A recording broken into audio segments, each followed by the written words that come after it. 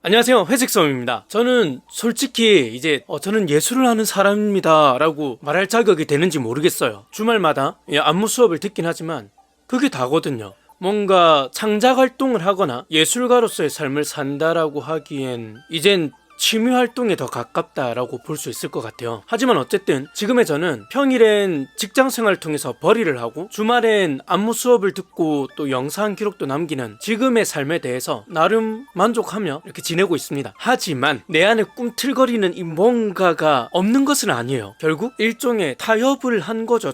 저뿐만 아니라 예술을 꿈꾸는 많은 분들이 공통적으로 고민이 되는 지점이 있는데요. 바로 수익이죠.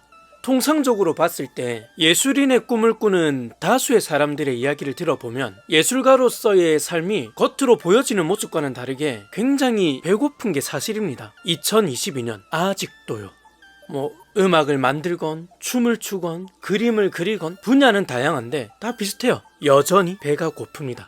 왜?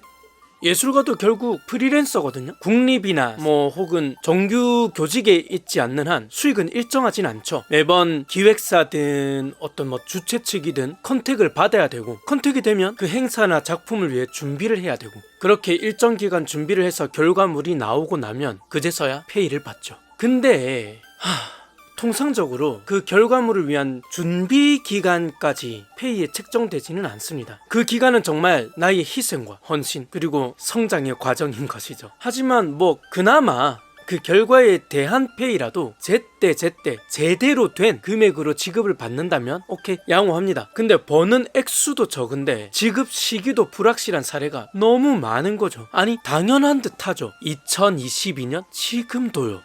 거기에 섭외나 스케줄링, 수금 이런 등등, 이게 매니저를 끼고 있지 않는 한 결국 혼자 다 하게 되는데 들어가는 노력이랑 결과물들을 투자라고 한다면 그에 반해 사실 효율이 너무 떨어지는 겁니다. 근데 역설적이게도 돈이 들어가는 곳은 또 너무나 많습니다. 기본적으로 우리가 생활하는 이런 생활비는 다 똑같은데 거기에 플러스 악기 구입이나 앨범 제작비, 연습실이나 공연장 되관료, 그리고 수업료 등등 꾸준하게 지출되어야 하는 항목들이 계속 있는 겁니다. 겉으로 봤을 땐 그렇게 멋져 보이는 이들에게 여전히 존재하는 가난이라는 타이틀을 제가 경험한 10대 때나 20대 때 그리고 30대 때에도 시간은 10년이 지나고 20년이 지나고 30년이 지났는데 왜 변하지 않는 걸까요? 그나마 최근에는 나의 재능을 거래하는 여러 형태의 플랫폼들이 생겨나면서 일종의 과외 알바처럼 수익을 낼 수 있는 방향은 열렸어요. 하지만 아직 갈 길은 많이 먼 것 같습니다. 예컨대 나는 연기를 잘해. 근데 티칭은 어려울 수 있잖아요. 예술을 하고 싶었는데 기획과 마케팅, 거기다 고객 관리를 해야 하는 상황이 발생하는 겁니다. 성향상 이게 맞는 분들도 있지만 그렇다고 해서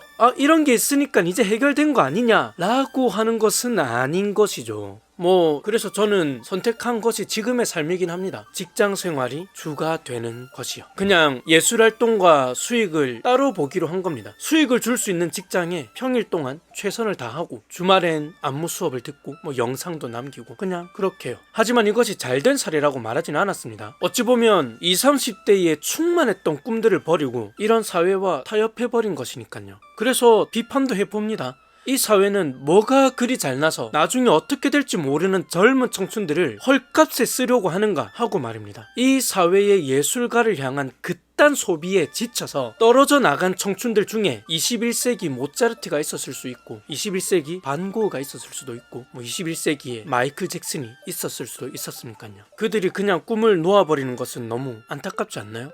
이제는 예술이라는 명목으로 니도 홍보되고 좋잖아, 아니면 예술한다는 놈이 돈 이야기만 하고 있고, 그런 논리는 제발 좀 없었으면 좋겠습니다. 왜 아직도 이런 게 있냐고.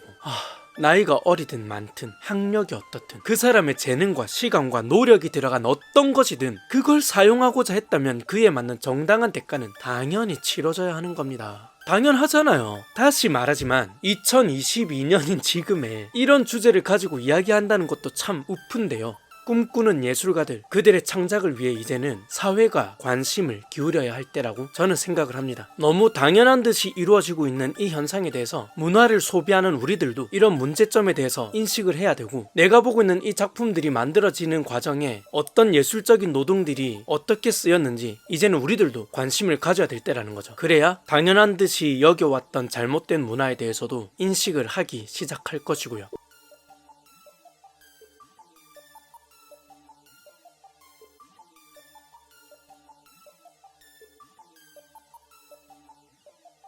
오늘은 여기서 이야기 마치겠습니다. 요즘 다시 업로드 속도가 많이 늦어지고 있는데 죄송합니다. 지금보다 좀 더 남은 시간 잘 활용해서 꾸준하게 업로드 될 수 있도록 노력할게요. 그럼 다음 영상 때 만나요. 감사합니다.